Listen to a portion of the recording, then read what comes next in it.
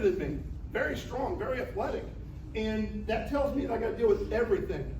If he looks like he's ready to work out, he's ready to do a deadlift, or he's ready to box, his knees are bent, he's ready to go. So that right there is enough to make me go, you know what, I'm going to split the pie. If we enter a room and we go around, we don't go through the doorway. We actually call that the funnel of death. We stick out way outside the doorway and scan that room. We call that slicing the pie. We're going to do the exact same thing with him. If he's facing you, see, look, my instructions already work. They never do. All right?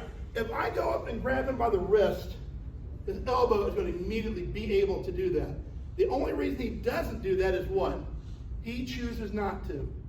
So if I grab here and he spins around, punches me in the face, he has full tilt. He has something called potential energy all around the mass. That is a huge hook or sucker punch. I need to do something that can stop that benefits me.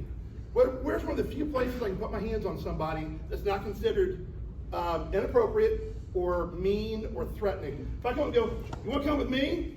What's the first thing he's going to do? Yeah. His body is going to flood with endorphins and then dopamine and get the fight or flight syndrome. I literally just put him ahead of me. 9 times out of 10, this is the real truth.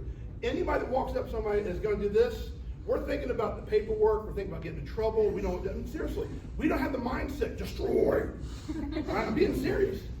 So if I work him up and get him going, I lit the fuse. Right here's one of the safest places I can touch somebody. Hey, if you're in line at the movie theater, they're right here, right behind the bicep. Hey buddy, how you doing? On the shoulder.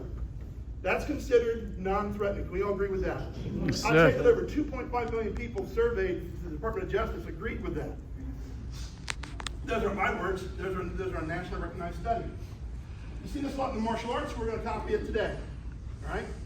If I come up at a 45-degree angle and a proper stance, which, by the way, the last demo of stance was perfect. If you guys work with that, you guys will have a great career, great encounters. Yes? Can everybody sit down for a Okay. As we build this, if you can't see, don't take this the wrong way. Everybody's an adult in this room. If you can't see, get where you can see, or raise your hand. Let me know you can't see it. Is that fair? Is that a fair statement? Sure. From here, I have to capture the back of the elbow. If I do this, now me and you're related, right? Yeah. All right, and I know that my father-in-law wants grandchildren, but what we're getting ready to do is probably going to inhibit that if you can stuff some good. What I want you to do is take your hand and smash me in the groin as hard as you possibly can. I mean, flatten them. I mean, absolutely crush the grapes, make wine, whatever you guys want to call it. Right? So if I hold here, go ahead and let me have it. Just hit me as hard as you want to. As hard as you want to. He physically can't. It's not his choice.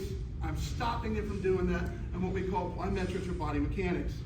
In other locks you saw today where the hand was built up like this and the person couldn't turn into it, that's what we're working on here. We're taking the coil out of the body and making it can convulse, it can jerk around, but it can't strike. Anyone ever seen how they kill a snake? That's one way to do it, but if you don't have a knife, flip it. What do you mean flip it? You grab this thing by the tail and snap it like you're doing a towel, like your buddy in the gym. And it snaps their neck and it kills it. In the woods, I've seen people grab copperheads and rattlesnakes and do this, and I'm like, that's pretty scary. I don't know if I would do that. All right? So the technique works, but from here, this is where we get it wrong. I will get up here and somehow my hand goes south and it comes down. And now I've compromised my grip. I can't hold the strength. Does that make sense? Just like you're gonna hold a baseball bat from the bottom or from the top. So from here, this is gonna be an escort position because it doesn't cause pain. Most of everything you've learned this weekend does what? It hurts. And I got news for you. Who's ever walked to the house? Who has kids? They got Legos? Have you ever walked to the house and went, oh, Legos, great! Who does that? Who has furniture in their house?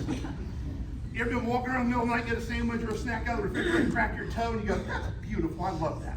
Of course not. You get really mad really quick and your body begins to coil or go back to almost a fighting position or a safety position. Generally when people get hurt and hit the ground, what position do they assume? The fetal position. Okay? Why do we do that? Why does everybody do that? It's part of something called your limbic system. Natural. I talked about that yesterday. I want you guys to, if you guys get in Google tonight and Google one thing for me, it would be limbic, your limbic system, and find out what that does for you. Because it keeps you alive even when you're not thinking about it. It's what keeps your heart beating when you're asleep. All right? So from here, we're going to slide down, and that's all we're going to do. That's all I want you guys to do is work on this and slide. If you're in a group of 3, guess what? You got 2 arms. Okay? Unless he's a mutant, okay, and has tentacles or something, which he does, point that out, because it looks cool.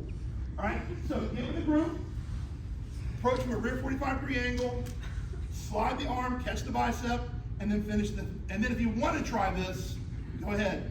But if you get it wrong, if you hold here, your cox is hanging, guess what?